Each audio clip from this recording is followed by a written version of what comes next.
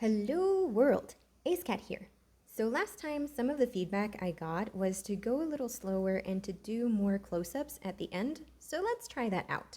Now, when I start doing my nails, I pull out basically everything and anything I think I might need, so I will be listing below what I actually end up using. You'll also see me frequently start by cleaning my stencil, and I'll be adding a snippet on how to make this kind of stencil I'm using for the next one, since I'm going to have to change it because I broke a nail and I'll have to do the stencil all over again. Oh, the drama. Now let's let the ladies dry while I script the last video. And now we can move on to layer number 2. As you may have noticed from the thumbnail, my nails for this video are inspired by the Mexican Dia de los Muertos, or Day of the Dead. So it only seems appropriate to go with a Mayan legend this time around. See what I mean? This is me deciding which shimmery background I like best.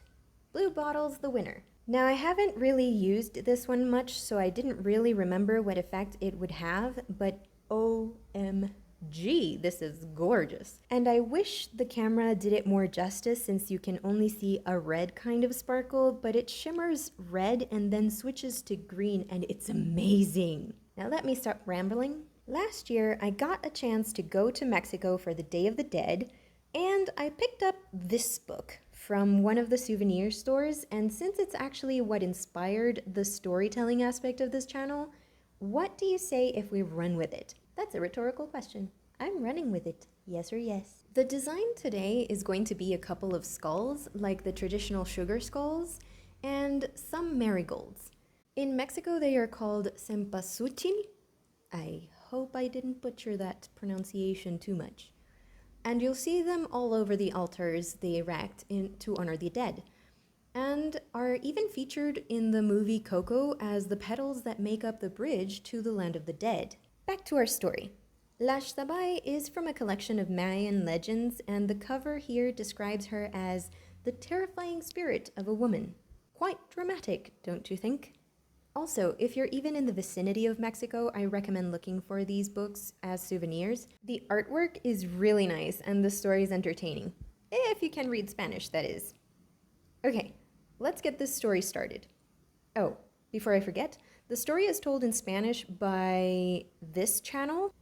And I mean, there are others, but I really liked how the woman in this channel uses the accent of the Maya people in the dialogues. It's really amazing. Okay, I think I'm finally ready. Now, the Maya tell the story of a pair of orphans. They were twins, but when grown, they lived across from the other, parted by a narrow white road. Even though they were identical in looks, their hearts couldn't have been more different. One of the twins was known as Xtabay, which technically means sinner.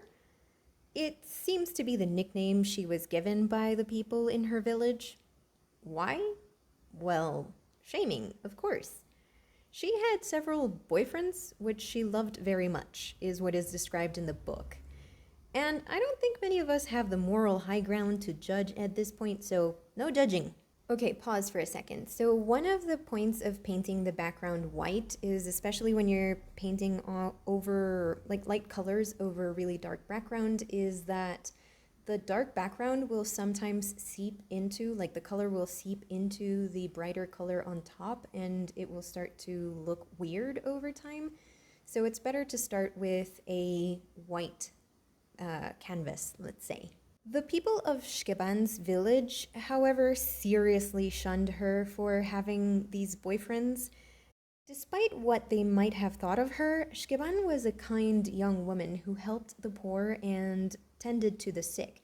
And not only humans, animals as well. Back to the nails, since the skulls need to look as white as possible, I'm going to be doing a second layer of white on top of the original. More about Xtabay. Whenever she saw a traveler, she'd fetch them some water from the well in a jícara. Yes, a jícara. I was very much inclined to read that in English, and that doesn't make sense. Now, the trick to making flowers look like flowers on a painting or in any kind of drawing is to just make the shading as random as possible, in this case when they are this small. So just we're just going at random here. Now, Shkeban's sister, Utskolel, on the other hand, never had a boyfriend, and she spent the entire day tucked away at home.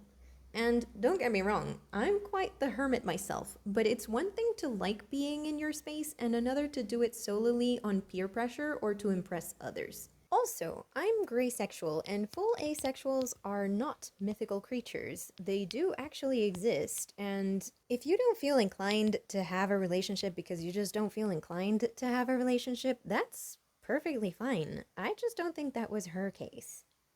In the video, you can see me tapping on the stencil on the drawings. It's mostly to make sure that they are fully dry because I'm going to start drawing the skull's features. So I need the polish to be completely dry before I start. This is going to be a super simple design. We're just going to do a couple of lines for the semblance of the teeth, let's say, and a couple of big blotches for the eye sockets and the hole for the nose. That's basically it, and maybe a couple of designs, a couple of colors here and there to make them look more like sugar skulls. I did have to use a thin-tipped pen just to make sure that I could draw the nose really, really fine. So whether she chose to be at home because she wanted to be there or because she was just trying to pretend to be a good girl, because of her behavior, everyone in town held her in super high regards. What they didn't know was how hateful and tough Utskolel's heart was. She despised men, she was grossed out by the sick, and the poor were just, beneath her, of course. She would even throw stones at the animals who so much as came near her yard. Antisocial personality disorder ringing any bells to anyone else but me? Okay, so it's just me then? Back to the story. One day, kind-hearted Shkeban turned up dead on the road right in front of her house. Now, this is not a murder story yet. Utskolel didn't do it. In fact, nobody knows what happened. She just passed away. From her body, there seemed to come a very pleasant fragrance that wafted through the whole town. And since nobody knew what had happened and they were such a judgy lot, the town people assumed it was a sign of bad luck. In fact, her sister said it had to be the influence of evil spirits, because no way someone as sinful as Shkeban would smell that way. If that weren't the case, the little jealous... Okay, the one downside of drawing, let's say with these pens, the art pens, is that they take a really long time to dry on nail polish, so I usually have to leave them overnight to be able to put them on the next day. So it is now the next day, and I will be taking off the original polish that I had on, which is so sad because I really liked the nail art that I had on with the little cats and pumpkins. But they've got to go. Now, the reason that you see me lining up so much cotton here is because I don't find it useful to try to rub out the nail polish, especially because of the amount of layers that I put on my nails. And the fact that a lot of the nail polishes I use have glitter in them. So one of the best ways to take that off the nail without doing all of the rubbing them off is to dampen the cotton and put my fingers individually into aluminum foil, and that way the dampened cotton with nail polish remover will start basically melting away the nail polish, similar to how you would have to take off the nail polish from semi-permanent polishes or gel polishes. And in order to save up a little bit on the nail polish remover, what I do is that I cut them into small pieces, and then additionally I divide them in half. I part them halfway, so that way I'll have a very thin piece of cotton. Also, remember how I mentioned at the beginning of this video that I had broken a nail? Well, when I recorded this video, it hadn't broken off completely yet. It was just a little, nick that the nail had, so I was trying to fix it.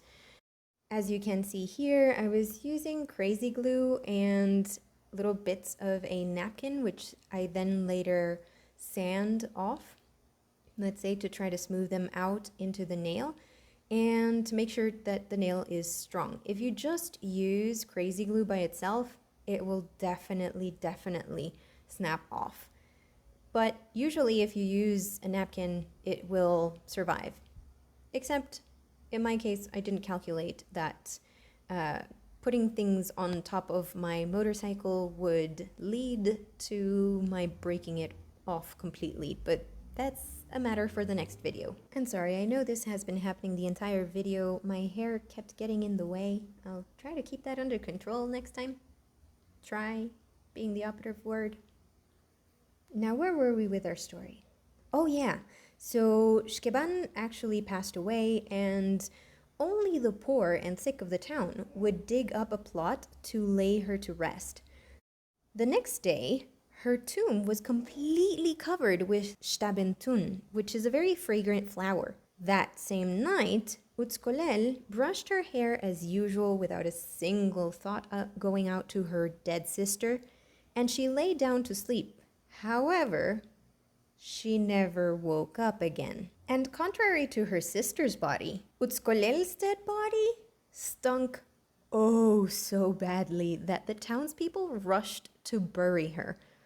On her tomb, they did put flowers of every kind, in fact, but the next morning, they were all wilted. On her burial site, you could only see the prickly, odorless flower of the sakam. Taking off the nail polish from the left hand now, and yeah, I think I did a better job at keeping my hands in the frame this time around than with my right hand. Sorry about that, still working on it. Moving into the underworld now with the story, and it turns out that in the underworld, Utskolel's spirit was restless with anger and not having loved another in life. This is basically why I said I don't think she was ace. Her sinful sister, meanwhile, rested in peace with her ancestors, which made her, of course, incredibly jealous. Tormented and losing it, Utskolel made a deal with the evil spirits of darkness. You know, the ones she blamed her sister for having made a pact with earlier. Double standards much. And she asked to be returned to the land of the living so that she may know love. And this basically falls into the classical trope of be careful what you wish for, because these jerk spirits turned her into the Xtabay. Why is that bad, you might ask? Well, they basically made her into this creature that is a gorgeous woman, but she's also incapable of loving and still not allowing herself to be loved. Also, she's covered in spines, and her feet are like those of a turkey. Now, the next thing for my nails is that I will try to push back the cuticle, and I'll also cut away any excess, like bits of skin and such, and also I'll try to file my nails into the shape that I'd like. I always need to adapt the base of the nails since it grows out much thicker than how I like to wear them at the tip. I've also made sure to loosen the stencils from the plastic so that it's way easier for me to just pick them up and put them on my nails, which is of course the next evolutionary step of this process. Now, the first thing that I'm going to do in order to stick them onto my nails is to use a base coat for two reasons. One, I need something for the stencil nail polish to stick to my nail, and also to protect my nail from the coloring so that they won't continue turning even more yellow than they already are. And yeah, it's normal for them to go turning yellow as you put polish on them because the color tends to transfer onto the nail. And as you can see, I put one layer of base coat on my nail, and before it even dries, I try and stick on the stencil, basically so that it will stick completely to the damp base coat. I make sure to press down on the edges so that the stencil will start taking the shape of the nail, and also press down on the edges that are close to my skin so that the stencil covers as much of the nail as possible. After they dry out, I will pierce them a little bit with the tip kind of tool that I have there. And that way I will be able to break off the excess stencil. Now, where were we with our story? Oh, yes, Utskolel, now known as La Xtabay. What has happened to her since the last time we saw her in our story? Well, now she lives in the ceiba tree. And one day, that would be one night, specifically at midnight, she saw a young man approaching her. She thought he might be the one, and her heart might love him. But she did not feel love, just lust for revenge. And he, for his part, saw her from afar wearing a white ipil and brushing her long hair, and fell in love right then and there. Love at first sight. He wanted to meet her, and she beckoned him. Shameless plug. He did come over, mostly dazed by her black eyes. She started leading him away, quite literally away, because, well, he was never seen again. I forgot to add that, yes, I do have to use a nail file on the edges, filing downwards, always downwards, so that I can peel away the pieces of stencil that are left over on the outside of the nail. But I have a tendency to do my right hand first, basically because it's easier for me to use my nails to push down with my left hand. And with my right hand, because I am right-handed, it's easier for me to actually use the cuticle tool. So it's just a less messy process that way. Okay, since that time with that guy that she led away and who never came back, La Xtabay shows up at night, particularly to drunk men. Easy pickings, I guess. They follow her unsuspecting of the dark fate that awaits them. They're all there, in fact, tangled in the roots of the ceiba tree. Thousands of them. Not dead, but no longer alive. They will never be able to escape their prison. On one occasion, a strong, skilled man was actually able to catch up to her, but when he reached out, his arms were pricked by spines. Another thing that the legend says is that if a man manages to steal a lock of her hair, Xtabay will become his slave. But in my humble opinion, the risks seem to far outweigh the benefits. So if I were her target audience, it would be a no for me. Hard pass on that one. Also, I'd have to wonder if the same rules would apply to a woman or non-binary person who would run into her in the middle of the forest. Like, would she still become their slave as well? I need clarification on that point. Okay, next to last thing with the nails, and that is going to be to take this brush, like try to find a small, thin, flat brush that you can use with nail polish remover and use that to completely clean the edges. Also, if you have any bottles that you're recycling or throwing out already and you still have the caps, keep one of the caps. It will help you to put the nail polish remover in there because you should not leave the bottle opened as it will basically evaporate and then you have to buy a new one even though yours was half full. So that is the story of Xtabay. What are your thoughts?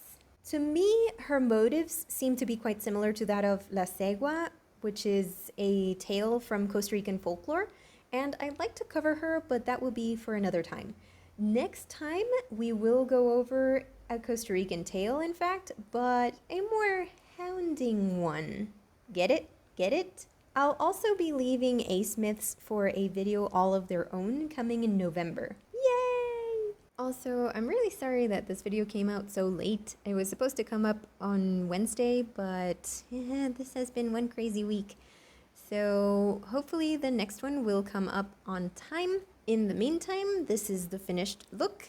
I hope you enjoyed this video and the story. If you did, the like button is a great way to let me know. Subscribe to see the last Halloween nail art in this year's series, and remember to check out the Spanish video somewhere here on the screen. I hope I'm able to link it. Let me know of anything you would like to see in the future or any suggestions in the comments. Be kind and respectful in the comments, and I'll see you next week. Much love!